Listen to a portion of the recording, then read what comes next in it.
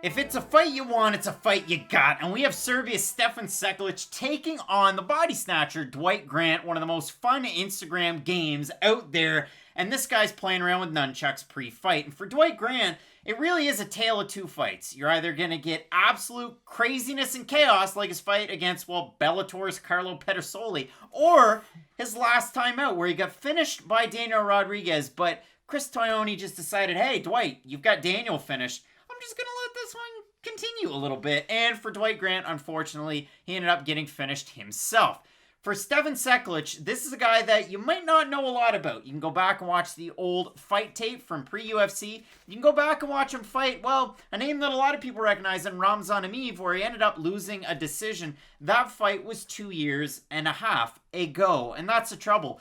For Sekulic, he ended up testing positive for drostanolol and its metabolites, as well as a metabolite of metandinone. And listen, you don't want to get caught with that stuff. He took steroids, he got caught for it, and he paid with 2 years of his career. So now he gets another opportunity. He's only 29 years old at this point. For Dwight Grant, he's old AF, and I'm just kidding. But for welterweights, you don't often see fighters 36, almost 37 years old. But in terms of fight years, still very young. Plenty of quality wins on the record of Dwight Grant, and that's what you really like to see. For his opponent, Sekulic, again, if you don't know a lot about him, he is a luta livre black belt. You might go, well, Craig, what is luta livre? Well, let me tell you. It is a form of catch wrestling, also known as submission wrestling, and it really rivals BJJ. You can go out there and watch all sorts of BJJ versus luta libre. Which one's better? Well, you don't often hear a luta libre, and I'm explaining it to you, so there you go. But for Sekulic, you know he's going to employ that style of game plan. He is a half-decent striker. The trouble that he had against Rongzhu, though, is the trouble that a lot of people have against Ameev, where he's a wet blanket, he's always going to bring the pressure, and in the third round, Rongzhu decides I'm a kickboxer, and he runs out of a bit of its cardio, but in the fight against Sekulic,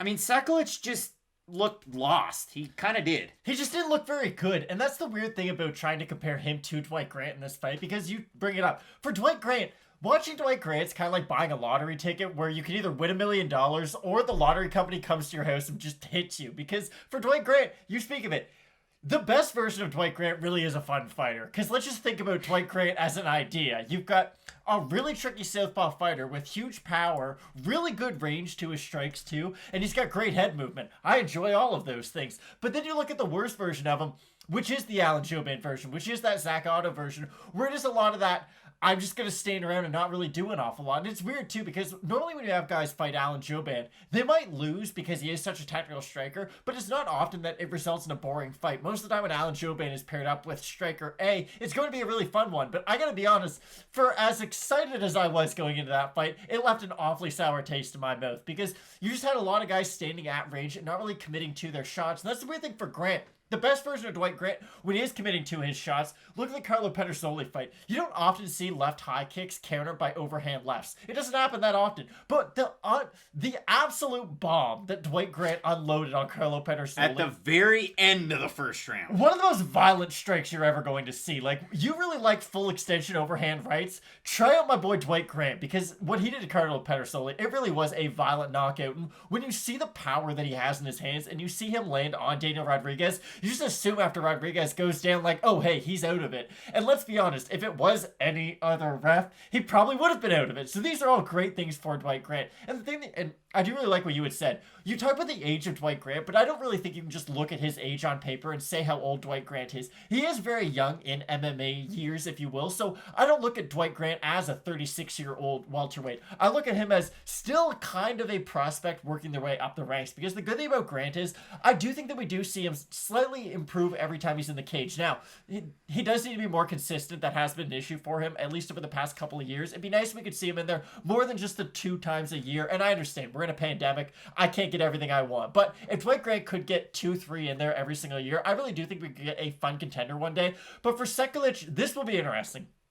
I don't know if he'll be able to keep this fight at range for really any portion of this fight because we know how dangerous Dwight Grant is. But for Sekulic, he's going to find success if he can close the distance. My issue is he's going to have to close that distance in a very smart way. You can't just rush forward against a guy like Dwight Grant. We've seen what happens. If he is on his game and hitting those counters, he's a very dangerous fighter to be in there with. So we'll be interested to see what game plan Sekulic brings into this, because if he does try to strike at range, I think this will be a short night for Dwight Grant. But if he is able to extend Grant past that first round, we'll really be able to see a good version of what this fight should be. And for Sekulic, you look at it, I mean, a guy, listen, now obviously I understand he doesn't actually train there, but if you go on Tapology, they have him listed as Family Fight Team.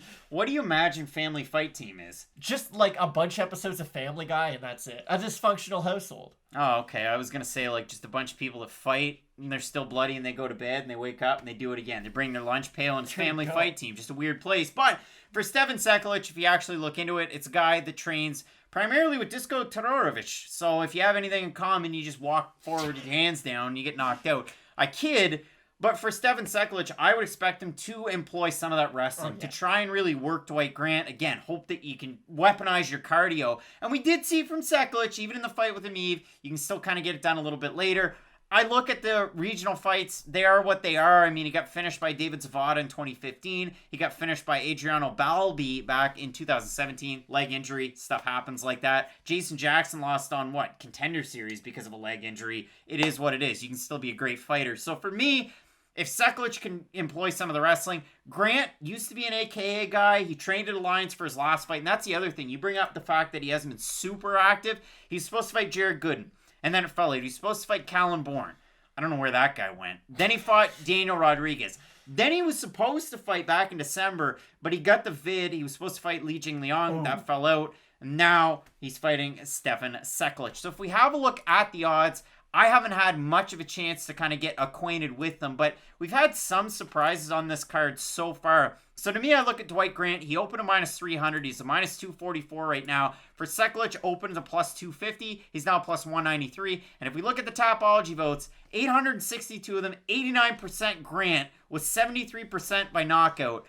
Maybe it's a fear that we're not taking the USADA unsanctioned drugs, steroids, if you will, but it's a weird one because, again, Grant, could he get taken down?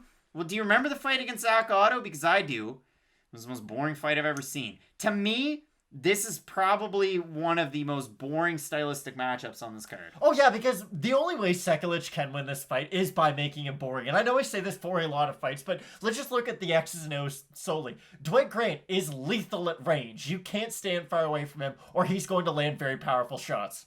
Okay, we all have that established. We all agree. For Stefan Sekulic, here's the one good thing about that Amiv fight. At least one positive he can take moving forward. He got into good positions on Amiv. He just couldn't finish the takedowns on him because you know how good of a defensive grappler Amiv is. So Sekulic, if he can get it into similar positions up against the cage, I do expect him to be able to finish the takedown attempt against Dwight Grant. I just think Grant's going to be able to get back up to his feet consistently, and that's the thing. If Grant can keep up to his feet and keep this fight at range, I do think he'll be able to win this one. It should be an interesting fight, but I do agree with you. I don't think this is going to be a fight of the night contender, so I'll ever so slightly pick Dwight Grant, although I am very surprised to see what the Tapology votes are. Yeah, and it is a really interesting one. I mean, for me, I wouldn't put it on my card. For Sekulic, you look at it, 6 submission wins, 3 wins by knockout. For Dwight Grant, 7 wins by knockout to 3 decision. These guys are definitely finishers, but again, the line's too steep for me on Grant right now. It's coming up on Sekulic. I'll see what I think by the end of the week, but for me right now, leaving it off my card, I do have a hard time with the pick, so I'm ever so slightly going with Dwight Grant as well. But let us know down in the comments section below who you're going with, because we've seen